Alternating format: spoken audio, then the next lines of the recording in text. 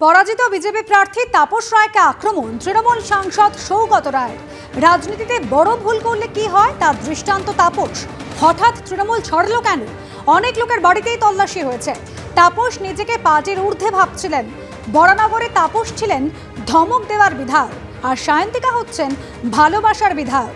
তাপস সবসময় মিটিং ডেকে ধমক দিত। মুচিপাড়ার এক মস্তানকে এনে বরানগরে প্রার্থী করেছিল। নাম না করে সজল ঘোষকেও কটাক্ষ তৃণমূল সাংসদের।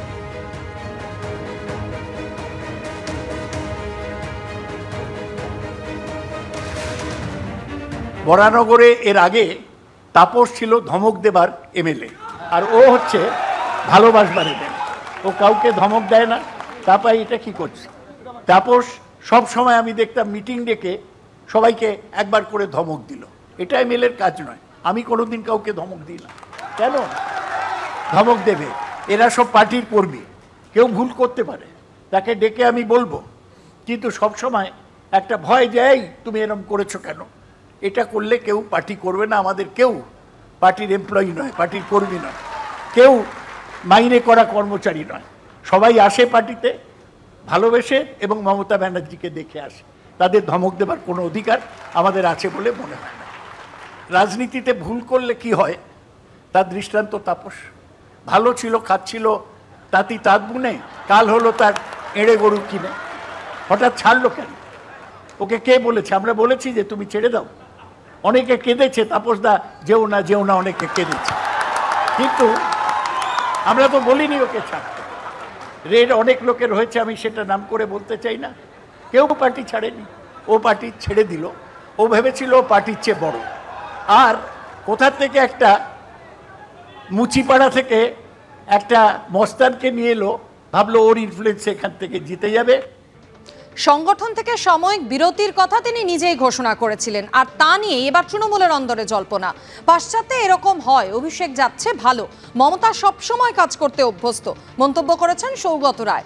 সবসময় সক্রিয় অভিষেক, চিকিৎসার ব্যাপার আছে, সবসময় কাজের মধ্যেই থাকে, ছুটির সময়ও কাজ করে, মন্তব্য কুণাল ঘোষের। ইংল্যান্ড বা পাশ্চাত্যে নিয়ম করে বড় নেতারা হলিডেতে যায়, উইকেন্ডে যায়। ঋষি সুনাক দেখুন, জো বিডেন দেখুন, সবাই যায়। আমাদের দেশে যায় না। অভিষেক নিয়ম করে যাচ্ছে, এটা তো ভালো। মনটা রিফ্রেশড হয়ে আসবে, ভালো হবে। ওর শরীরও খারাপ ছিল, একটা সিস্ট ছিল পিঠে, সেটারও অপারেশন করেছে। করে যখন অভিষেক ফেরত আসবে পুরো ফ্রেশ হয়ে আসবে। এক একজনের এক একটা লাইফস্টাইল। মমতা বন্দ্যোপাধ্যায় সবসময় কাজ করতেই অভ্যস্ত, উনি তাই করছেন। অভিষেক অনেক মডার্ন স্টাইলে চলার চেষ্টা করে, উনি নিচ্ছেন।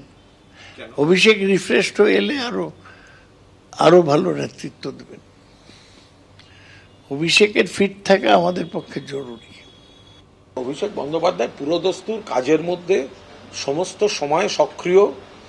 ছুটি বা বিশ্রাম বলতে যেটা বোঝায়, সেই অর্থে তো অভিষেক আমাদের থেকেও তার বয়স কম, কিন্তু যে অক্লান্ত ধারাবাহিক পরিশ্রম সকাল থেকে মধ্যরাত অবধি দিনের পর দিন করে যায়, ফলে ছুটি বলতে যেটা বোঝায় ব্যক্তিগত বিনোদন অমুক, এগুলো অভিষেক করে না। ওর একটা প্রবলেম আছে, ওর চোখটা একটা বেশ জটিল প্রবলেম, ফলে সেগুলো সমস্ত মিলিয়ে মিশিয়েই এই বিষয়টা। অভিষেক কাজের মানুষ, কাজের ছেলে, সর্বক্ষণই কাজের মধ্যে থাকে। যে সময়টা ওকে সামনে দেখা যায় তখনও কাজ করে, যে সময়টা হয়তো আমরা চোখে দেখতে পাচ্ছি না তখনও ও দলের সংগঠনের কাজের মধ্যেই থাকে।